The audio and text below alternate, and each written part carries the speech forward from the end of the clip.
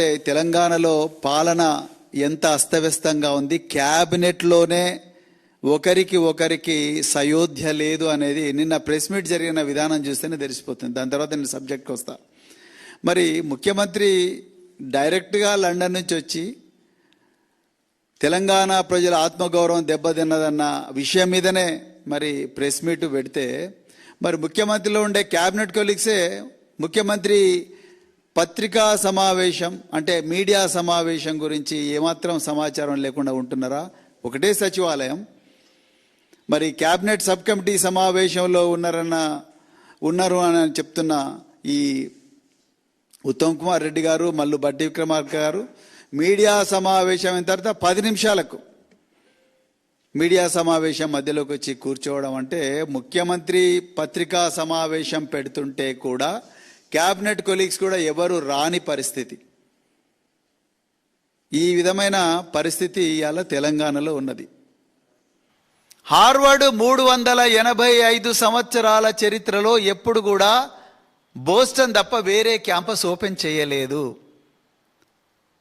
మాసాచ్యూసెట్స్ institute of technology MIT వాళ్ళు ఓపెన్గా చెప్పారు, మేము MIT బోస్టన్ తప్ప ఎక్కడ కూడా క్యాంపస్ ఓపెన్ చేయడం లేదు.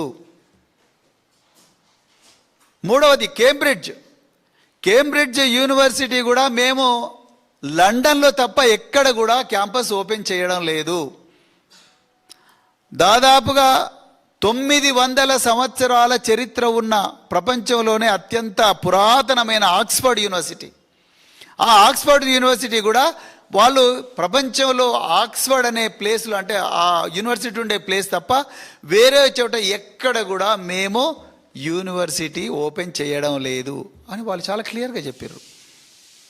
మీరు ఐవీ లీగ్స్ అంటున్నారు, అంటే Harvard, Princeton, Yale, Dartmouth, Brown, Columbia, Cornell, ఈ కాలేజెస్ ఏవి కూడా ఈ యూనివర్సిటీలు వాళ్ళ యూనివర్సిటీ క్యాంపస్ నుంచి బయటికి రావు. రేవంత్ రెడ్డి గారు మీకు మీ ఆఫీసర్లు ఎందుకు చెప్పలేదో నాకు తెలియదు. చాలా ఓల్డ్ యూనివర్సిటీస్ ఈ ప్రపంచంలో 200-300 సంవత్సరాల వయసున్న ఈ యూనివర్సిటీలు వేరే దేశాల్లో ఎక్కడ కూడా క్యాంపస్లు పెట్టరు. మీరు కేవలం వాళ్ళని డైరెక్ట్గా హెలికాప్టర్ మీద నుంచి తీసుకొచ్చి ఫ్యూచర్ సిటీలో ల్యాండ్ చేయాలని చూస్తూ ఉన్నారు.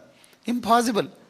తెలంగాణలో పాలన ఎంత అస్తవ్యస్తంగా ఉంది, క్యాబినెట్లోనే ఒకరికి సయోధ్య లేదు అనేది నిన్న ప్రెస్ మీట్ జరిగిన విధానం చూస్తేనే తెలిసిపోతుంది. దాని తర్వాత నేను సబ్జెక్ట్కి వస్తా.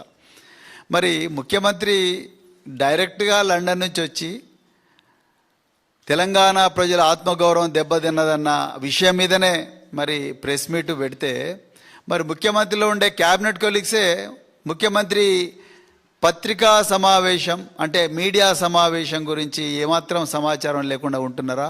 ఒకటే సచివాలయం, మరి క్యాబినెట్ సబ్ కమిటీ సమావేశంలో ఉన్నారు అని చెప్తున్న ఈ ఉత్తమ్ కుమార్ రెడ్డి గారు, మల్లు బట్టి విక్రమార్క గారు మీడియా సమావేశం అయిన తర్వాత 10 నిమిషాలకు మీడియా సమావేశం మధ్యలోకి వచ్చి కూర్చోవడం అంటే, ముఖ్యమంత్రి పత్రికా సమావేశం పెడుతుంటే కూడా క్యాబినెట్ కొలీగ్స్ కూడా ఎవరు రాని పరిస్థితి.